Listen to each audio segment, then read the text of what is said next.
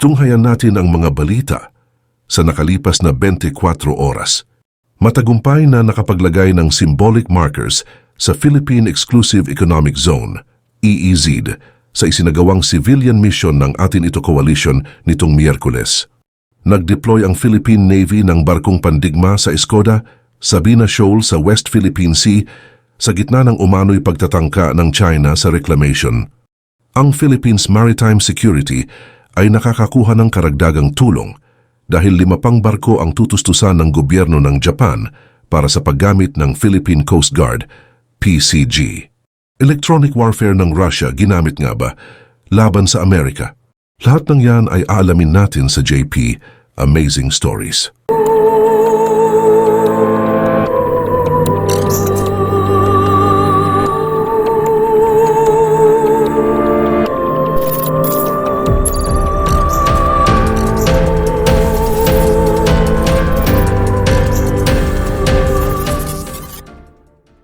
Ang koalisyon ng Pilipinas na Atin Ito Coalition ay nagsimula ng maglayag sa Bajo de Masinloc o Scarborough Shoal para sa kanilang ikalawang civilian mission.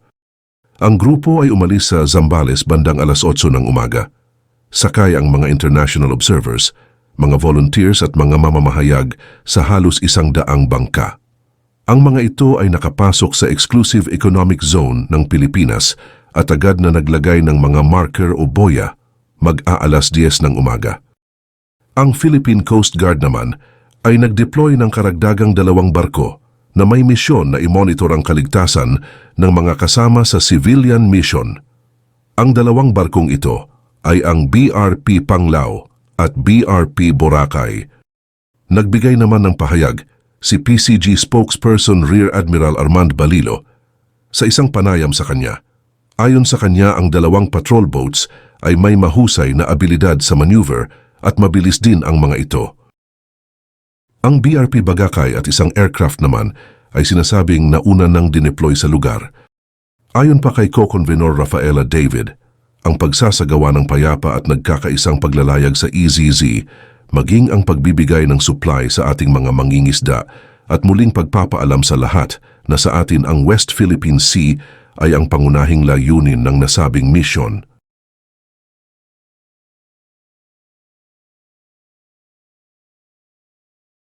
Isang pahayag ang inilapag ng Philippine Navy. Ayon sa kanila, nag-deploy sila ng isang warship sa Escoda Shoal, gawa ng napapabalitang nagtatangka ang China na magsagawa ng reclamation sa nasabing lugar. Ayon kay spokesperson for the West Philippine Sea Commodore Roy Vincent Trinidad, nakapwesto na daw sa Escoda Shoal ang nasabing warship na may layuning bantayan ang mga itinatambak na coral reefs. Muli namang sinabi ng Philippine Navy na hindi nila hahayaan ang anumang reclamation sa naturang lugar na sakop ng teritoryo ng ating bansa.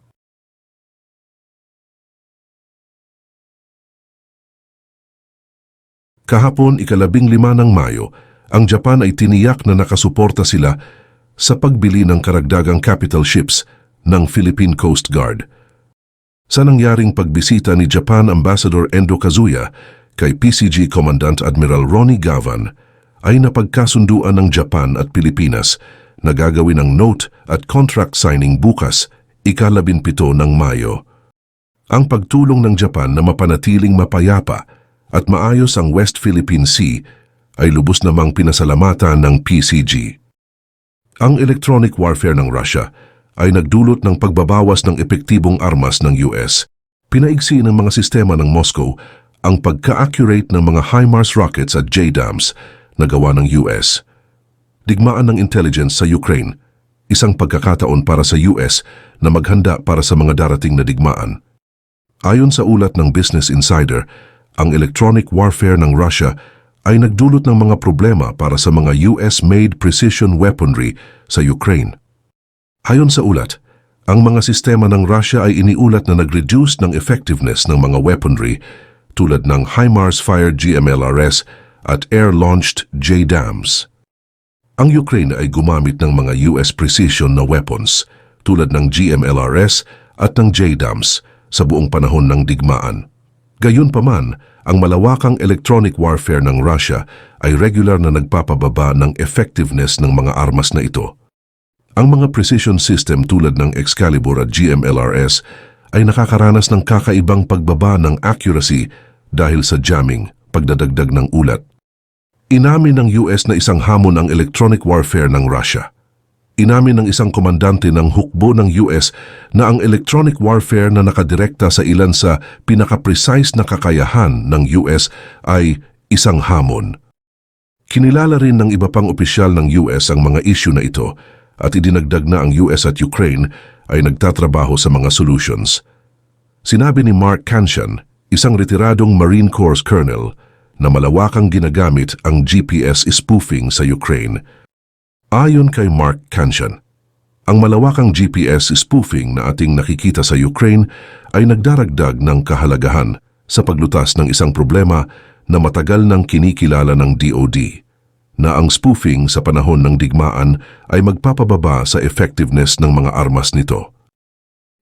Ang spoofing ay involved sa pagpapadala ng maling impormasyon ng GNSS sa sistema ng pag-navigate ng armas at pinapadala ito sa maling direksyon o trajectory. Ano naman ang tinatawag na electronic warfare? Ang electronic warfare ay maaring isagawa gamit ang mura, ngunit epektibong teknolohiya at ang parehong panig ng digmaan ay malawakang gumagamit din nito. Ayon sa mga eksperto, ang mga taktikang ito ay hindi lamang ginagamit upang sirain ang mga precision-guided munitions ng buo. Maaari rin nilang gamitin ito upang guluhin ang koneksyon sa pagitan ng isang operator at isang reconnaissance o strike drone. Bukod sa spoofing, kasama rin sa electronic warfare ang kalaban na gumagamit ng jamming upang mablast ang isang GNSS receiver ng ingay upang mawalan ito ng navigation. Pareho silang may iba't ibang layunin, ngunit sa parehong kaso, ang mga epekto nito ay maaring maging malalim na problema para sa mga precision weaponry. Paano hinaharap ng Ukraine ang electronic warfare? Nakayanan ng Ukraine na mag-adapt sa hamon sa ilang mga kaso sa pamamagitan ng pagsali sa sarili nitong pagjamming o paghahanap ng mga electronic warfare site ng Russia at pagsira sa mga ito. Ang Kyiv ay umaasa rin sa mga alternative systems na hindi umaasa sa GPS o gumagamit ng iba pang mga sistema ng paggabay tulad ng isang inertial guidance system. Ayon sa mga eksperto, sa loob ng Russian military, malamang na may pagtaas sa interes sa paggamit ng electronic warfare sa labanan. Ito ay dahil napakabisa nito sa pagkontra sa mga precision na armas na ibinigay ng US. Ang mga precision system tulad ng Excalibur at GMLRS ay nakakaranas ng kakaibang pagbaba ng accuracy dahil sa jamming. Ang pilosopiya sa likod ng mga armas tulad ng Excalibur at JDAM ay ang kanilang pag-asa sa GNSS sa isang lawak ay dapat na magbigay ng isang level ng precision. Ayon kay Mark Kanshan, isang expert din sa Electronic Warfare and Air Defense Royal United Services Institute. Sinabi ni Withington na ang capability at accuracy ng mga kinikilalang armas na ito ngayon ay kine-question. Hindi lamang sa taktikal at operasyonal na implikasyon mayroon ng electronic warfare ng Russia. Maaari itong magdulot din ng mga tanong tungkol sa ano ang mas malawak na tiwala ng iba sa mga sistemang iyon. Ang 155mm GPS-guided Excalibur artillery shell ay sinasabing mayroong 70% na rate ng efficiency sa pagtama sa mga target noong una itong ginamit sa Ukraine. Gayunpaman, ito ngayon ay bumaba na lamang sa 6% pagkatapos ng 6 na linggo habang nag-a-adapt ang mga Russian ng kanilang mga electronic warfare systems upang labanan ito. Sinasabi ng mga eksperto sa defense na ang digmaan sa Ukraine ay isang intelligence bonanza.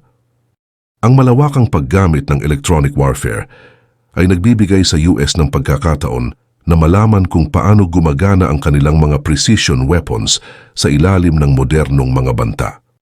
Sinabi ng mga eksperto na ang intelligence mula sa digmaan ay tutulong sa mga opisyal ng depensa ng US na sukatin ang epekto ng electronic warfare sa arsenal ng Amerika. Sinasabi na ang kagawaran ng tanggulan ng US ay nagtatrabaho upang malutas ang mga pagbabantang ito sa pamamagitan ng pagbabago ng kanilang mga sistema. Iniisip ng US na gumamit ng mas maliit na mga signal bands o ang paglikha ng mas malalakas na mga signal na kayang tumagos sa mga pagtatangka ng jamming.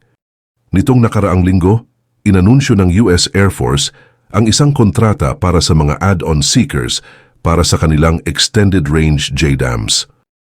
Ang layunin ay mapabuti ang JDAM upang labanan ng electronic jamming at sa halip ay i-lock sa pinagmulan ng jamming na tinututok ito. Ang iba pang mga solusyon sa problema ay kasama ang paggamit ng iba pang mga armas at pagbibigay ng prioridad sa pag-target sa punto ng pinagmulan para sa mga electronic warfare signals sa simula pa lamang ng isang conflict.